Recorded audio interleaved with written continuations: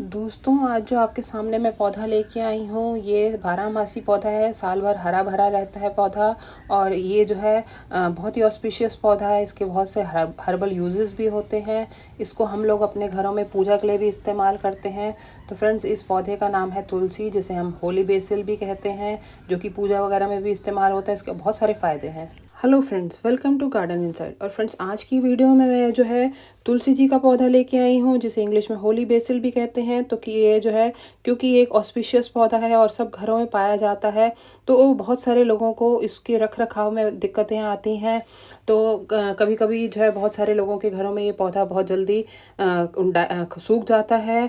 और जिसकी जानकारी जो है आज इस वीडियो में मैं दूंगी कि इस पौधे को हम किस तरह से रख रखाव करें, इसके लिए क्या टेम्परेचर चाहिए, कितना पानी देना है, किस मिट्टी में लगाना है, किस तरह का पॉट होना चाहिए, धूप गर्मी बढ़ती है तो हमें इसे कहाँ रखना है, सर्दी बढ़ती है तो हमें इसे कहाँ रखना है, और अगर इस पौधे को हमें घना बनाना है तो हमें इसको जो है कैसे घना बना सकते हैं, इसको हम कौन सा फर्टिलाइज़र दे सकते हैं। तो इस वीडियो में मैं सारी जानकारी आपके साथ शेयर करूँगी। तो फ्रेंड्स, सबसे पहले तो ये जो है ट्रॉपिकल रीजन का प्लांट है। तो ये 20 से लेकर 35 डिग्री तक बहुत अच्छा चलता है। गर्मियों में इसकी जो है ग्रोथ होती है, सर्दियों में इसकी ग्रोथ रुक जाती है। परमानेंट हरा भरा प्लांट है। और जब गर्मी ज़्यादा बढ़ती है, टेम्परेचर 35 से 40 होता है, तो जो है मतलब एक तरह का हमारे लिए एक अलर्ट होता है कि हाँ, हमें इस पौधे को अब कहीं थोड़ी सी ऐसी जगह पे रखना है जहाँ इसके ऊपर शेड पड़े। सुबह की धूप इसकी 10-11 बजे तक ये धूप इसके लिए अच्छी है, इसकी ग्रोथ के लिए। लेकिन जब 11 साढ़े 11 के बाद से लेकर 4-5 बजे तक की जो इसके ऊपर धूप पड़ती है, तो ये पौधा सूखने लगता है। और इसी तरह से जब सर्दी बढ़ती है, टेम्परेचर 20 डिग्री से नीचे जाता है, तब भी जो है ये प्लांट जो है ढीला हो जाता है। तो हमें इसको शेड के नीचे रखना चाहिए। गर्मी में भी हमें इसे खुली हवा में ना रखें जब टेम्परेचर बढ़ जाए, और सर्दी में भी हमें इसे बिल्कुल जो आसमान के नीचे खुले नहीं रखना चाहिए, क्योंकि ये ठंड नहीं बर्दाश्त कर सकता। और हम जब अब क्योंकि गर्मियाँ चल रही हैं, तो इसको जो है या तो हम थोड़ा सा अपने किसी बालकनी के नीचे रख सकते हैं, या इसके ऊपर किसी तरह से हम जो है थोड़ा सा शेड लगा सकते हैं इसके गमले में 4 स्टिक्स लगा के, और उसके ऊपर हम कोई भी दुपट्टा या कोई चीज़ भी वो करके इसके जो है पत्तों को बचाव कर सकते हैं। दूसरी बात ये है कि इसको जो है हम मल्चिंग वगैरह कर सकते हैं गर्मियों में। तो फ्रेंड्स, सबसे पहले तो मैं इस के बारे में बात करूँगी कि इसकी जो ये पौधा है, इसकी मिट्टी वेल ड्रेन होनी चाहिए। इसकी मिट्टी में पानी नहीं रुकना चाहिए। इसकी जब हम मिट्टी बनाते हैं तो 3 हिस्से मिट्टी होनी चाहिए और 1 हिस्सा गोबर की खाद या पत्तियों की खाद, जो कि साफ़ सुथरी धूप लगी हुई होनी चाहिए, अच्छे से डिकम्पोज हुई होनी चाहिए। तो इस तरह से हम इसकी मिट्टी बना सकते हैं। इसकी मिट्टी जो होती है वो बिल्कुल वेल ड्रेन होनी चाहिए, पानी नहीं रुकना चाहिए, इसकी मिट्टी में नमी बनी रहनी चाहिए। तो जब भी हम इसके अंदर पानी डालें तो पानी निकलना चाहिए। फ्रेंड्स, मेरी मिट्टी सारे गमलों की मैं इसको हाथ में बांध रही हूँ, इसके अंदर नमी है तो मुट्ठी सी एक बन रही है। लेकिन ऐसा नहीं है कि इसके अंदर बहुत ज़्यादा पानी वो हो, और बिल्कुल सूखी भी नहीं है, तो इसके अंदर नमी बनी हुई है। आप मेरे पास ये 3 मैंने आपके सामने गमले रखे हैं, जिनकी मैं आपको मिट्टी दिखा रही हूँ। ये देखिए कैसे इसकी मुट्ठी बन रही है, लेकिन पानी मॉइस्चर है, लेकिन मिट्टी सूखी भी नहीं है और वो भी नहीं है, ज़्यादा पानी से भरी हुई भी नहीं है। तो इस तरह से जो है हम अपने तुलसी जी की मिट्टी बना सकते हैं, तुलसी के पौधे की। उसके बाद पानी देने की बात आती है, तो पानी हमें इसे तब देना चाहिए जब इसका जो है ऊपर से थोड़ा सा पानी सूख जाए। मिट्टी में से जो है ऊपर हम टच करके देख सकते हैं, अगर ऊपर से थोड़ी थोड़ी सी सूखी है तभी हमें इसे पानी देना चाहिए। हमें इसको पानी पूरा भर के देना चाहिए और पानी पूरा गमले से नीचे निकल जाना चाहिए। अगर हम इसको पूजा के लिए इस्तेमाल करते हैं तो हमें इसे थोड़ा थोड़ा पानी देना चाहिए। सर्दियों में इसका हमें पानी कम कर देना चाहिए, बहुत कम देना चाहिए। और गर्मियों में जो है इसका पानी हम बैलेंस दें, ज़्यादा ना कम हो, कम भी नहीं होना चाहिए और ज़्यादा भी नहीं होना चाहिए। फ्रेंड्स, ये देखिए मैंने अपने गमलों को 2-2 उसमें लगा के रखा हुआ है, प्लास्टिक के गमलों को, और नीचे थोड़ी सी मिट्टी रखी हुई है, जिससे इसको जो है नीचे से नमी मिल रही है, नीचे तक जड़ें जा चुकी हैं। ये मेरा मिट्टी के गमले में है, इसलिए जो है ये इसके अंदर ठंडक बनी रहती है। तो जो मेरे दोनों प्लास्टिक के गमले हैं उनको जो है मैंने डबल लेयर करके रखा हुआ है, उससे इसके ऊपर सीधी हीट भी नहीं पड़ती।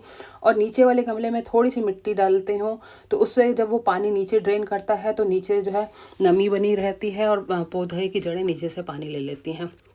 और साथ में जो है इस पौधे को जो है फर्टिलाइज़र मैं इसके ही पत्ते जो सूख जाते हैं या इसकी पुरानी डंडियाँ जो सूख जाती हैं, और साथ में इसके ऊपर जो है इसके जो बीज आते हैं वो सब तोड़ के डाल देती हूँ। फ्रेंड्स, अगर हम इसके बीज नहीं तोड़ेंगे तो ये पौधा अपने बीज बनाने में लग जाएगा और इस तरह से हमारा पौधा सूख जाएगा। तो इसी वजह से बीज हटाना बहुत ज़रूरी होता है अगर पौधे को हमें सर्वाइव करना है, पौधे को हमें घना करना है। और पौधे को घना करने के लिए जो है जो इसकी हम ऊपर से इसकी टिप्स वगैरह है उसकी पिंचिंग वगैरह कर देनी चाहिए, सूखी डंडियाँ हटा देनी चाहिए, क्योंकि ये सब एनर्जी लेती हैं पौधे की। तो फ्रेंड्स, ये मेरे बीज आए हुए हैं, मैं इन बीजों को हटा के और गमले में ही डाल देती हूँ। तो ये जो सूखी डंडियाँ, फूल और उसके अलावा इसके पत्ते वगैरह और इसकी मंजरी, जिसे हम सीड्स को मंजरी कहते हैं, तो ये जब सूख के पौधे में हम रखते हैं तो ये एक मल्चिंग का काम करती हैं, दूसरा धीरे धीरे पानी डालने से डिकम्पोज हो जाती हैं और फर्टिलाइज़र का भी काम करती हैं।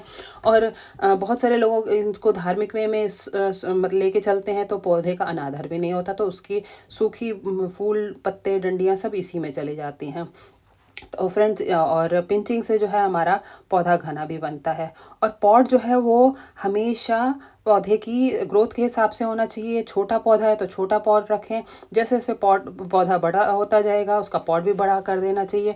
साथ में हमें नीचे से जो है इसकी डंडियाँ वगैरह हटा देनी चाहिए, इसकी पीले पत्ते, सूखे नमी वगैरह वाले पत्ते हटा देने चाहिए, क्योंकि ये जो है वो पौधे के अंदर फंगस लाने का काम करते हैं। इसलिए जो है हमें इस तरह की जो भी डंडियाँ नीचे ज़मीन मिट्टी के आसपास लगती हैं उनको ज़रूर हटा देना चाहिए, क्योंकि वो पौधे में जाएंगी तो फिर वो जो है पौधे में फंगस करेंगी।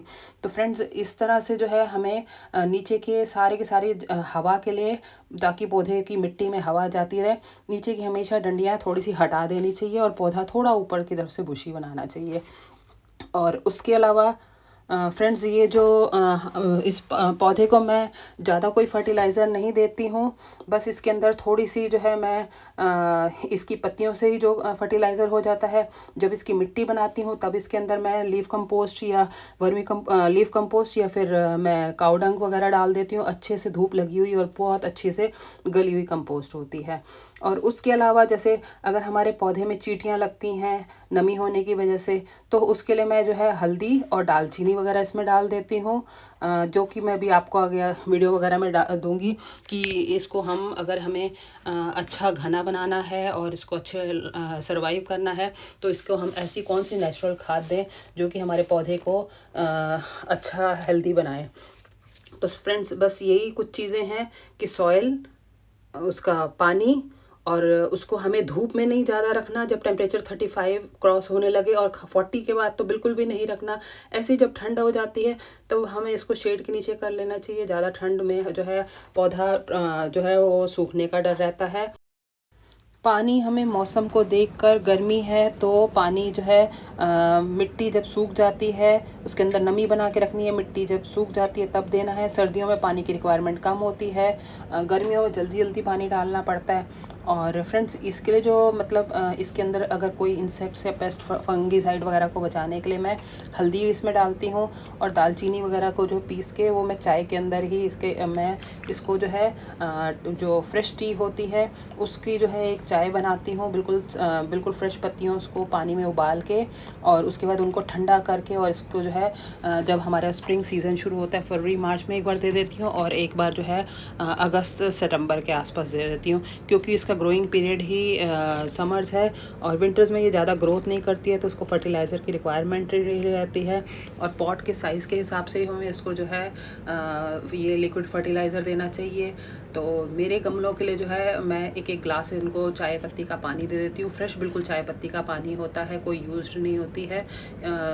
हम इसको सूखी चाय पत्ती भी दे सकते हैं, लेकिन मैं जो है वो नहीं देती हूँ। मैं हमेशा इसकी लिक्विड फर्टिलाइज़र चाय बना के वो पौधों को देती हूँ। और उसके बाद इसके ऊपर जो है वो हर महीने में एक बार इसके ऊपर हल्दी वगैरह छिड़क देती हूँ, क्योंकि पौधों में नमी बनी रहती है तो चींटियाँ वगैरह आने का डर रहता है और वो जो है मिट्टी को बिल्कुल खोल देती हैं, जिसकी वजह से पौधे को पे जड़ों पे हवा लगती है और पौधा जो है सूखने लगता है। तो इस तरह से जो है हम इस दालचीनी का पाउडर भी दे सकते हैं। मैं अपनी दालचीनी चाय के बीच में ही उबाल लेती हूँ, तो जो कि एक फंगीसाइड का काम करती है, और हल्दी भी फंगीसाइड का काम करती है, चींटियों से भी बचाती है। तो इस तरह से हमारे पौधे की जड़ों को जो है वो एक फंगस से बचाने का भी इलाज हो जाता है। और कहीं ना कहीं ये जो है हल्दी वैसे भी पौधे के लिए बहुत अच्छी होती है। तो फ्रेंड्स, यही चीज़ें हैं जो मैं अपने पौधे को एज अ फर्टिलाइज़र देती हूँ। तो बस मिट्टी, पानी, इसकी सॉइल, और इसको हमने गर्मी में कहाँ रखना है, इसको सर्दी में कहाँ रखना है, इसको क्या पॉट देना है और इसको क्या फर्टिलाइज़र देना है। तो अगर हम इन चीज़ों का ध्यान रखते हैं तो हमारा पौधा सूखता नहीं है। इनकी हमें जो इसके जो बीज होते हैं उनको समय समय पे हटा देना चाहिए। अगर बीज पकेंगे तो पौधा सूखने का डर रहेगा।